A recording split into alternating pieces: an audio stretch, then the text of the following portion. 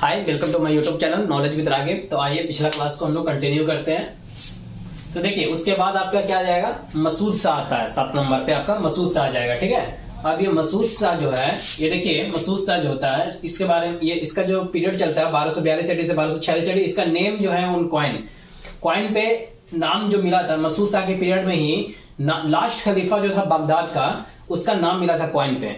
तो लास्ट खलीफा जो बगदाद का था उसका जो कॉइन पे नाम मिला था वो किसके टाइम पे मिला था, किसके पीरियड के, तो मसूद शाह के पीरियड में। एक क्वेश्चन इससे बनता है आपका मेन।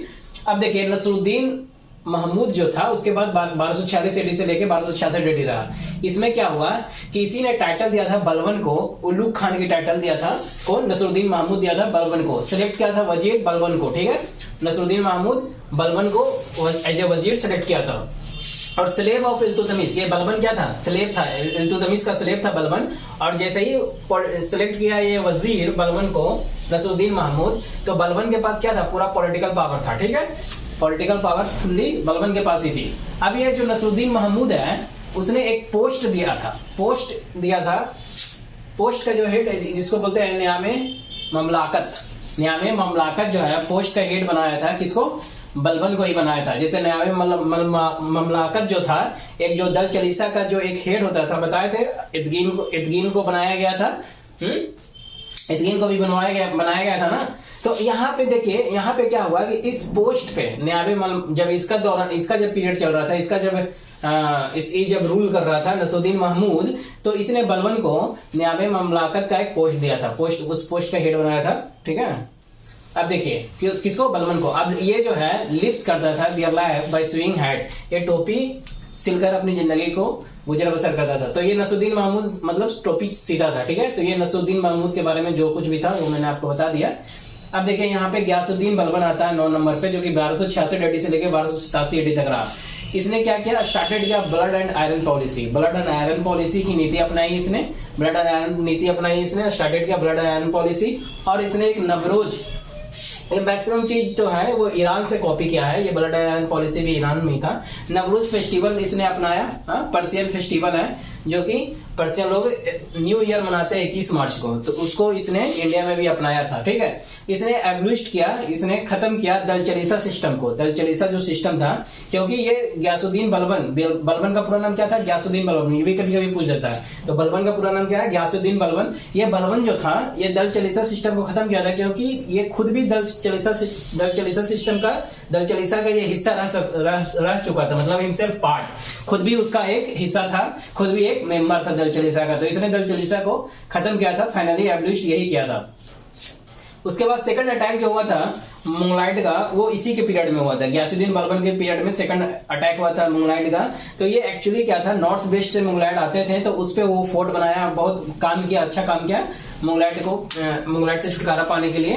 और 1287 में जब सेकंड अटैक हुआ मुगलाइड का तो इसमें क्या हुआ था कि इसका जो बेटा एक था शहजाद मोहम्मद, वो मर गया था। शहजाद मोहम्मद जो इसका बेटा था वो मर गया था। और इसमें एक और हुआ था तुगरील जो था, ये तुगरील भी जो था बंगाल में रिवोल्ट किया था, तो इसको भी इसने क्या किया था, दबाया था, क्यूल्ड किया था, उस चीज को दबा दिया था। ठीक है, क्यूल्ड किया था। ये तुगरील कुछ और नहीं, स्लेव था, गयासुद्दीन बलबन का स्लेव था, लेकिन ये बीच में क्या था, एक रिवोल्ट किया था बंगाल में, तो उसको ये दबा दिया था। ठीक है, अब देखिए क्रिएट किया था दीवाने अर्ज जो है एक मिलिट्री डिपार्टमेंट या हम कह सकते हैं कि डिफेंस डिपार्टमेंट है। तो दीवाने अर्ज जो क्रिएट किया था वो गयासुद्दीन बलबन लाया। दीवाने अर्ज क्या है, तो ये मिलिट्री है या डिफेंस है बोल सकते हैं। दीवाने अर्ज लाया कौन, तो गयासुद्दीन बलबन लाया। इसका ये जो है, ये स्टार्टेड किया था सिजदा एंड पैबोस सिस्टम भी इसने स्टार्टेड किया था।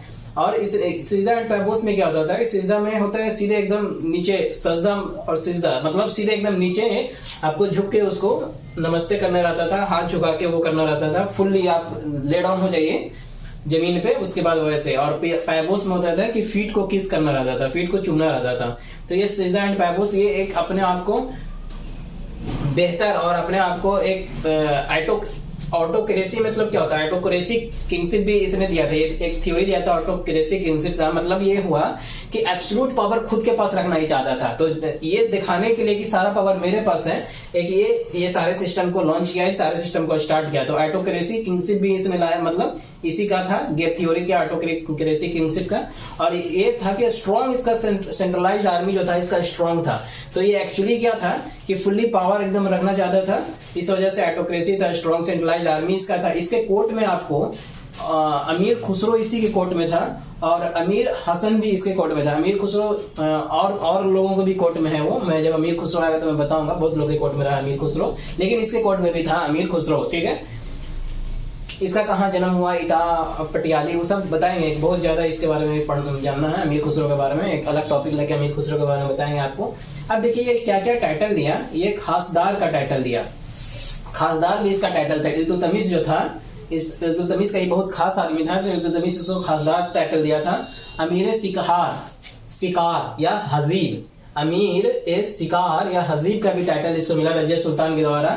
और इसने अमीर आखुर का भी टाइटल लिया था, अमीर आखुर का भी टाइटल लिया था जब आपका बहरम शाह जो था, बहरम शाह जब था आपका, तो बहरम शाह के समय में, आपको एक मिनट,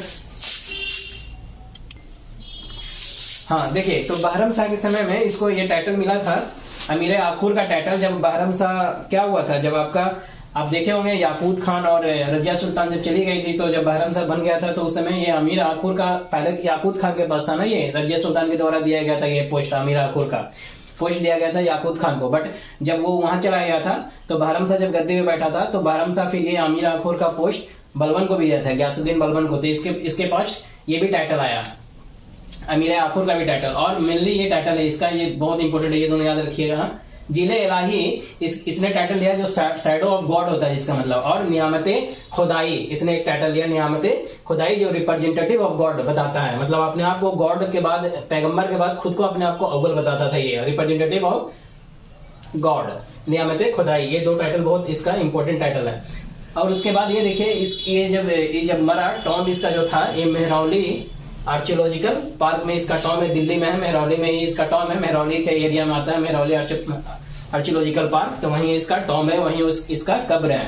ठीक है, दिल्ली में इसका कब्र। और इसका कब्र जो है पहला इंडो इस्लामिक स्टाइल में इसका कब्र पाया गया, फर्स्ट इंडो इस्लामिक स्टाइल में इन इंडिया में पहला कब्र जो है इसका इंडो इस्लामिक स्टाइल में पाया गया। और पहला ट्रू आर्क भी अगर बोलता है कि पहला ट्रू आर्क टॉम तो किसका है, बलबन का है। पहला इंडो इस्लामिक स्टाइल टॉम किसका है, तो बलबन का है। ठीक है, और पहला टॉम जो है जो प्योर इस्लामिक आर्किटेक्ट में था, किसका, इसी का है। मतलब पहला मकबरा जो है शुद्ध इस्लामिक,